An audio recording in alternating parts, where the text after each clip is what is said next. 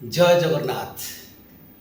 ଜୀବନରେ ତ ଭୁଲ ଅନେକ ହେବ, କିନ୍ତୁ ଯିଏ ଭୁଲ ଓ ଅନୁଭୂତିରୁ ଶିଖିଯାଏ ସିଏ ଗୋଟିଏ ଭଲ ମଣିଷ ହେଇଯାଏ। ଆଉ ଯିଏ ଭୁଲକୁ ବାରମ୍ବାର କରୁଥାଏ ସିଏ ଧୀରେ ଧୀରେ ତଳକୁ ତଳକୁ ଚାଲିଯାଏ। ଆମେ ଯେତେବେଳେ ଛୋଟ ପିଲା ହେଇକି ଜନ୍ମ ହେଇଛେ ସେତେବେଳେ ବାପା ଆମର, ମା ଆମର, ସବୁକିଛି ଆମର ହୋଇଥାନ୍ତି। ବା ପିଲାଟି ଯାହା ପାଖକୁ ଯାଏ ସେ ପିଲାକୁ ଯଦି କିଛି ଚକୋଲେଟ୍ ମାତ୍ର ଦିଆଯାଏ ସେଥିରେ ସେ ସନ୍ତୁଷ୍ଟ ହୁଏ।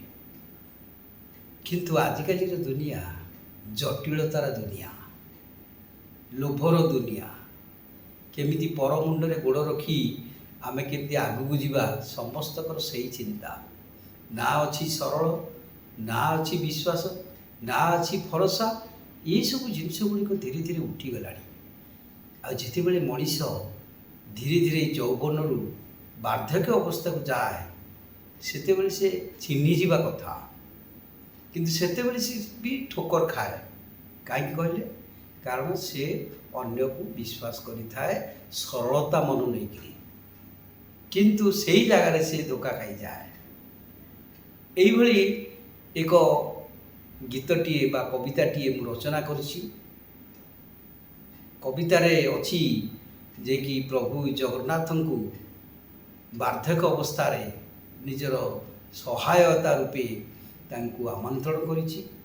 କାରଣ ସେ ଏ ଦୁନିଆରେ ଏସବୁ ଜିନିଷ, ଜଟିଳତା ଏବଂ ସ୍ୱାର୍ଥତା ଏବଂ ମୁହଁରେ ହସ, ପେଟରେ ବିଷ, ଏସବୁ ଜିନିଷ ଗୁଡ଼ାକ ସେ ହଜମ କରିପାରିନି। ତେଣୁ ପରିଶେଷରେ ପ୍ରଭୁ ଜଗନ୍ନାଥଙ୍କ ପାଖରେ ସେ ଶରଣ ଯାଇଛି। ତେଣୁ ଏ କବିତାଟି ନିଶ୍ଚୟ ଆପଣମାନଙ୍କୁ ଭଲ ଲାଗିବ। ଏ କବିତାଟି ଶୁଣିଲା ପରେ ମୋତେ ନିଶ୍ଚୟ ମୋର ମତାମତ, ଆପଣଙ୍କର ମତାମତ ନିହାତି ମୋର ଆବଶ୍ୟକ। ମତାମତ ସ୍ୱରୂପ ଆପଣ ଲାଇକ୍, ସବସ୍କ୍ରାଇବ୍, କମେଣ୍ଟ ଏସବୁ ଦେଲେ ମୁଁ ବହୁତ ଖୁସି ହେବି। ତେଣୁ ଆସନ୍ତୁ, ମୋର ସେଇ କବିତାଟିକୁ ମୁଁ ଆବୃତ୍ତି କରିବି, ନିଶ୍ଚୟ ଆପଣମାନଙ୍କୁ ଭଲ ଲାଗିବ। ତେଣୁ ଆସନ୍ତୁ ଶୁଣିବା ମୋ ଦ୍ୱାରା ଲିଖିତ ସ୍ୱରଚିତ କବିତା। ଜୟ ଜଗନ୍ନାଥ। ଜୀବନର ଯାତ୍ରା ସରି ସରି ଯାଏ ଶେଷ ବେଳ ଉପସ୍ଥିତ, ଚିନୁ ଚିନୁ ସତ କାଳ ମୋ ସରିଲା, ଦ୍ୱନ୍ଦ୍ୱରେ ମୁଁ ଅବିରତ। ତେଣୁ ଯେତେବେଳେ ଜୀବନ ସାରା ସେ ସବୁବେଳେ ଦ୍ୱନ୍ଦ୍ୱ ଭିତରେ ଥାଏ, କାହାକୁ ବିଶ୍ୱାସ କରିବ, କାହାକୁ ଅବିଶ୍ୱାସ କରିବ ସେତକ ମଧ୍ୟ ଜାଣିପାରେ ନା। ତେଣୁ ତା'ର ପରିଣାମରେ କ'ଣ ହୁଏ? ଠୋକର ଖାଏ। ହସ ହସ ମୁହଁ ହସିଦେଲେ ପଦେ ସବୁ କିଛି ଭୁଲିଯାଏ, ଅଣ୍ଟା ଭିଡ଼ି ଯଦି ସାହାରା ମୁଁ ହୁଏ ପରିଣତ ଦୁଃଖ ଦିଏ। ଅର୍ଥାତ୍ ହସ ହସ ମୁହଁ ଦେଖିକିରି ଆମେ ସାଧାରଣତଃ ଟିକେ ଫସି ଯାଉଛେ ଏବଂ ଆମ ମନରେ ଥିବା ସରଳତାକୁ ସେମାନେ ନ ବୁଝି ଆମକୁ ସେମାନେ ବ୍ୟବହାର କରିବାକୁ ଲାଗନ୍ତି ଏବଂ ପରିଶେଷରେ ଠୋକର ପରେ ଠୋକର, ଠୋକର ପରେ ଠୋକର ଏମିତି ପାଇ ଚାଲିଥାଏ। କାମ ସରିଗଲା ଅଦୃଶ୍ୟ ହୋଇଲା, କାହିଁକି ଏମିତି ନାଥ, ତଥାପି ବୁଝେନି ମନଟା କାଳିଆ, କରେ ମୁହିଁ ଅବିରତ। ଯେତେବେଳେ ଲୋକଟିର କାମ ସରିଯାଏ ସେ ସାଧାରଣତଃ ଅଦୃଶ୍ୟ ହେଇଯାଏ। କାରଣ ତା'ର ସ୍ୱାର୍ଥ ଥିଲା, ମିଶୁଥିଲା, ସ୍ୱାର୍ଥ ସରିଲା, ଅଦୃଶ୍ୟ ହେଲା। ଆପଣ ଯଦି ସେହି ସମୟରେ ତାକୁ ଟିକେ ଫୋନ୍ କରିବେ, ବାବୁ ମୋର ଏଇଭଳିଆ ଅସୁବିଧା ହେଇଛି, ଟିକେ ଉପସ୍ଥିତ ହେବୁ, ସେ ଆଉ ଦେଖା ନ ଦିଅନ୍ତି। ଇଏ କି ପ୍ରକାର ଦୁନିଆ ପ୍ରଭୁ, ଇଏ କି ପ୍ରକାର ଲୀଳା ଆପଣଙ୍କର।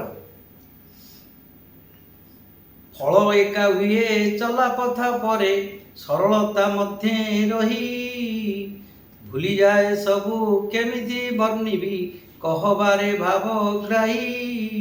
ତେଣୁ ସେଇ ଜିନିଷ ଗୁଡ଼ାକ ଦେଖିକିରି ସାଧାରଣ ମଣିଷ, ଆମେ ମଣିଷ ଅର୍ଥାତ୍ ଆମର ଯଦି ସେବା ମନୋଭାବ ନାହିଁ, କାହାକୁ ବିଶ୍ୱାସ କରିବା ମନୋଭାବ ନାହିଁ, ନିଃସ୍ୱାର୍ଥପରତା ନାହିଁ, ତାହେଲେ ଆମେ ମଣିଷ କାହିଁକି?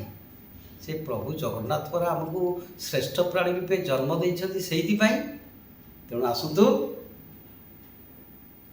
ଏ ସମାଜ ବଡ଼ ବହୁରୂପୀ ଅଟେ, ମୋ ପାଇଁ ବହୁତ କଷ୍ଟ। ତୁଇ ଥାଉ ଥାଉ ପିତା ଜଗନ୍ନାଥ ଦେଖେଇ ଦେ ଭଲ ବାଟ। ସେ ଭଲ ବାଟରେ ଯାଉଛି କିନ୍ତୁ ଝୁଣ୍ଟୁଛି। ସେ ପ୍ରଭୁ ଜଗନ୍ନାଥଙ୍କ ପାଖରେ ଅନୁରୋଧ କରୁଛି ଯେ କି ମୋତେ ଭଲ ବାଟ ଦେଖା, ଯେମିତି ମୁଁ ଠୋକର ନ ଖାଏ ଏବଂ ମୋର ଶେଷ ପରିଣତି, ଶେଷ ଚଲାପଥ କୁସୁମିତ କର ପ୍ରଭୁ ଜଗନ୍ନାଥ। ତୋ ନାମ ଧରିବି ଖୁସିରେ ରହିବି, ଥୁଣ୍ଟା ବରଗଛ ମୁହିଁ। ହେଲେ ଦୟା ତୋର ଆଗକୁ ଚାଲିବି, ଏକମାତ୍ର ସାହା ତୁହି।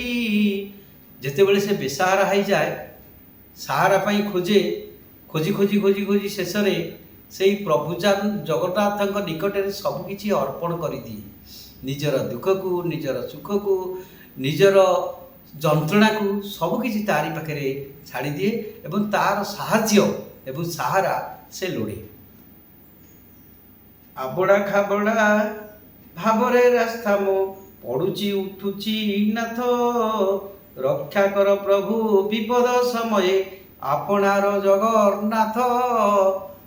ତେଣୁ ଏଇ ଯେଉଁ ଚଲାପଥ କଣ୍ଟକିତ ଅଟେ, କୁସୁମିତ ନୁହେଁ। ଏଇ କଣ୍ଟକିତ ଚଲାପଥରେ ଯାଉ ଯାଉ କେତେବେଳେ ଝୁଣ୍ଟୁଛି, କେତେବେଳେ ପଡ଼ୁଛି, କେତେବେଳେ ଉଠିଯାଏ। ତେଣୁ ସେତେବେଳେ ସେ ଚିନ୍ତା କରେ, ଏଇ ପ୍ରଭୁ ଜଗନ୍ନାଥଙ୍କ ପାଇଁ ମୁଁ ଆଜି ଉଠିପାରିଲି। ତେଣୁ ଏଇ ଥିଲା ମୋର କବିତା। ପରିଶେଷରେ ମୁଁ ଆପଣଙ୍କୁ ଅନୁରୋଧ କରୁଛି, କବିତାଟି ନିଶ୍ଚୟ ଆପଣମାନଙ୍କୁ ଭଲ ଲାଗିଥିବ। ତେଣୁ ମୋତେ ଲାଇକ୍, ସବସ୍କ୍ରାଇବ୍ ଏବଂ କମେଣ୍ଟ ମାଧ୍ୟମରେ ମୋତେ ଜଣାଇଲେ ମୁଁ ବହୁତ ଖୁସି ହେବି। ରହିଲି। ଜୟ ଜଗନ୍ନାଥ।